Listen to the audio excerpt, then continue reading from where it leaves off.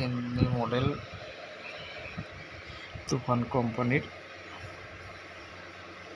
3 speed normal table fan.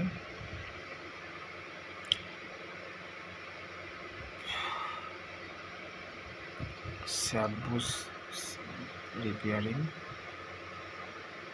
করতে হলে তার করণীয় কী করতে হয় ভিডিওটা দেখুন, আপনারা নিজেরাও করতে পারবেন। প্রথম অবস্থায় কোটটা ভালো করে ডিজেল দিয়ে একটা ব্রাশ নিয়ে পরিষ্কার করতে হবে। পরিষ্কার করলে ভিতরে যে কালিটা জমে যায়, কালিটা ভালো করে পরিষ্কার ব্রাশ দিয়ে একটা করে ঘষে ঘষে পরিষ্কার করতে হবে, যাতে একদম সুন্দরভাবে পরিষ্কার হয়। ঘষে ঘষে আমি যেভাবে পরিষ্কার করছি আপনারাও ঠিক এইভাবে ব্রাশ দিয়ে ঘষে ঘষে পরিষ্কার করবেন। সাথে কেরোসিন ইউজ করবেন না, ডিজেলে ভালো পরিষ্কার হয়। ডিজেল দিয়ে পরিষ্কার করবেন। দুপাশে পরিষ্কার করার উদ্দেশ্য একটাই, পরিষ্কারটা করলে কোটটা পরিষ্কার হয়ে গেলে ম্যাগনেটিক ফিল্ড ভালো হয়। ভালো হলে পাখার যে স্পিড, নতুন অবস্থায় যে স্পিডটা থাকে সেই স্পিডটা উঠে আসবে। এর জন্য ভালো করে পরিষ্কার করতে হবে। ডিজেল দিয়ে পরিষ্কার করার পর যদি পারেন তাহলে আমি যেভাবে সিরিজ কাগজ ঘষে ঘষে ভিতরে যে কার্বন কালি পড়ে আছে, কালিগুলো সিরিজ কাগজ দিয়ে একটা করে ঘষে ঘষে তুলে আস্তে আস্তে পরিষ্কার করবেন। পরিষ্কার করলে মোটামুটি ইলেকট্রিক ফিল্ড ম্যাগনেটিক সেটা খুব সুন্দর হবে। তারপরে এই যে বুশগুলো দেখছেন, এটা 882 নম্বর বুশ দুটোই চেঞ্জ করতে হবে। শ্যাফট যদি ভালো থাকে শ্যাফট চেঞ্জ করার দরকার নেই, বুশ অবশ্যই চেঞ্জ করবেন। মোটর খুলে বুশটা অবশ্যই চেঞ্জ করবেন। বুশের সাথে যে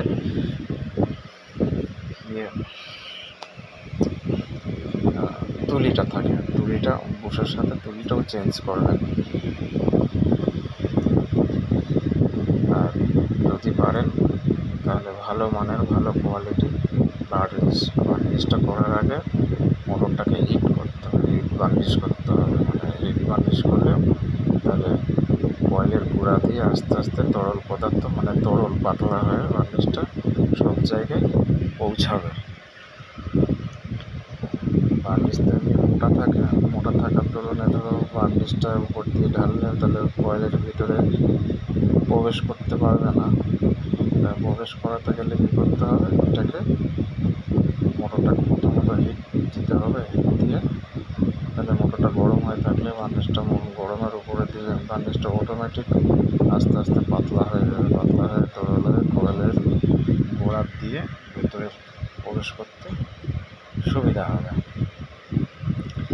চেষ্টা করবেন বার্নিশ করেই মোটর কমপ্লিট করবেন না, বার্নিশ করে রোদে শুকাবেন। রোদে শুকিয়ে ঠান্ডা করে তারপরে ফিটিংস করবেন। ফিটিংস করে ব্যবহার করবেন। খুব স্পিড হবে, মোটর হিট হবে না, বেশ ঠান্ডা থাকবে, রেজাল্ট ভালো হবে। আমি যেরকম আস্তে আস্তে করে ধীরে ধীরে আস্তে আস্তে করে core to core, coil to coil varnish দিচ্ছি। আপনারাও ঠিক এইভাবে বার্নিশটা ব্যবহার করবেন, যাতে core to core, coil to coil বার্নিশটা আস্তে আস্তে করে ভেতরের দিকে প্রবেশ করে।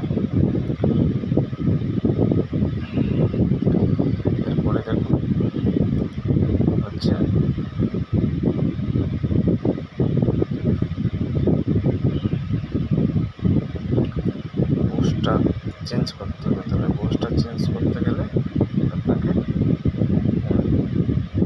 বুশ চাপার যে নাট আছে, নাট দুটো খুলে বুশটা বের করতে হবে, বের করে চেঞ্জ করতে হবে।